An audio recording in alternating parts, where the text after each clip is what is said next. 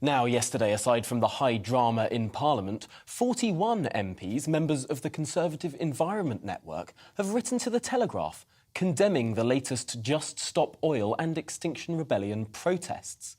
Let's have a look at their letter.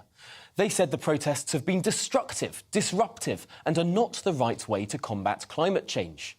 They said, as members of the Conservative Environment Network, we will not allow protesters to dominate the debate.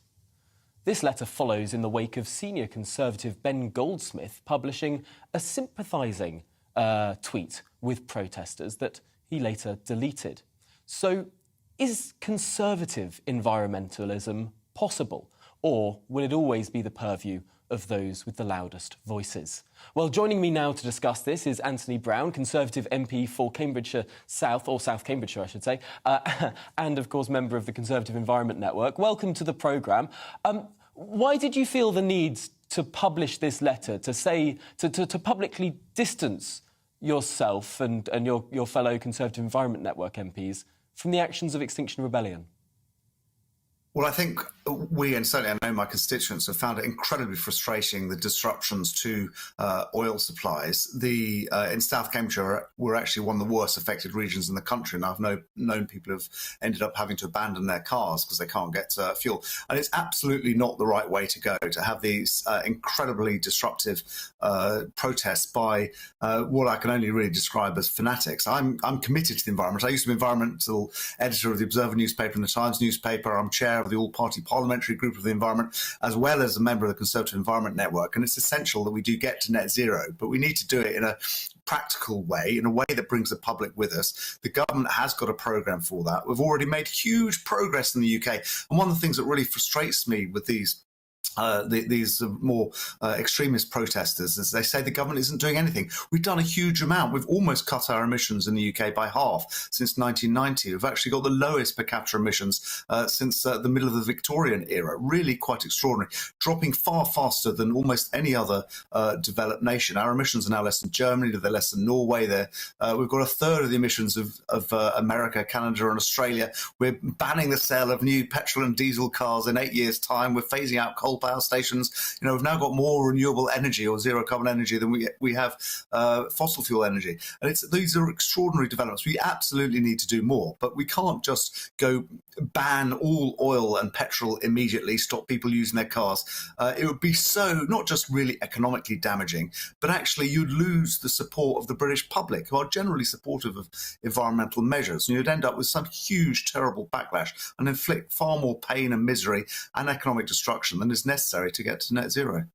You know, it is remarkable because those facts that you just set out there are incredibly impressive. The UK in so many ways has been a world leader on these issues, the fastest decarbonisation over the last 30 years of any G7 or G20 country. I spent 2 weeks up at the climate conference in Glasgow last year, where it was remarkable to see all of these different countries in the world wanting to copy the United Kingdom. And yet none of this seems to have filtered through to the British public. No one believes this stuff. The government does try to get this message across, but I do find it incredibly frustrating because we genuinely do have a really fantastic international record on this. And I meet a lot of MPs from other countries that are interested in environmental issues. And like I recently had a round table with MPs from Norway, which is a very environmentally conscious country.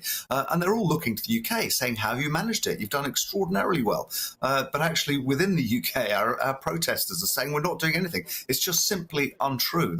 We've got such a sort of unified programme across government. There's certainly areas where we need to do more. We need to do more in terms of insulating our homes. We need to work out what we do with aviation. There's no real solution to that at the moment. But, by and large, it's a very active and energetic programme. And I think most members of the public, and certainly speaking to my constituents, I think most of them realise that actually this is a government committed to getting to net zero. But still, there's this sort of fanatic group who I don't know whether they want to bring us back to the Stone Age or just stop modern life, or they're anti-capitalism or whatever. They can have their views. That's fine. That's democracy. What isn't acceptable is that they then try and impose, get in the way of other people leading their day-to-day lives by closing down oil refineries. We had protests before closing down print plants so that people couldn't get their newspapers. It has to be said, it's newspapers the protesters didn't agree with. They didn't boycott they didn't stop the production of The Guardian, I noticed. But it's it's absolutely right that we protest in this country, but it's absolutely not right that protesters stop other people's going about their day-to-day lives. It's interesting, though, listening to some of your colleagues talking about this issue who are perhaps not as pro-net zero as you are. They'll say that whatever the government does, these protesters will not accept it. There'll be no way to assuage these sort of protesters. And to some extent, that undermines the cause of acting. Well, I think the risk is with these protesters, and I really detect it amongst my constituents that I speak to, is that the public opinion reacts against it, as it were. Rather than getting to net zero being a sort of a pragmatic thing that we can do, it's just another technology transitions. We've had lots of technology transitions. We went from horse and carts to motorised vehicles. You know, we went from, I'm speaking to you on a flat screen TV here, we went from cathode ray tube TVs to flat screen TVs. You know, we went from coal power powering everything to gas power. Technology transitions is what we do. We can do this. We know how to do it by and large. And you know, people should have confidence that we can get there with enough political will. The danger of these demonstrations is that people see it as some sort of lunatic thing getting to net zero, and that actually it's only, you know, it's associated with a bunch of cranks who don't like modern life, whatever else, because it absolutely isn't. We should get to net zero. Absolutely.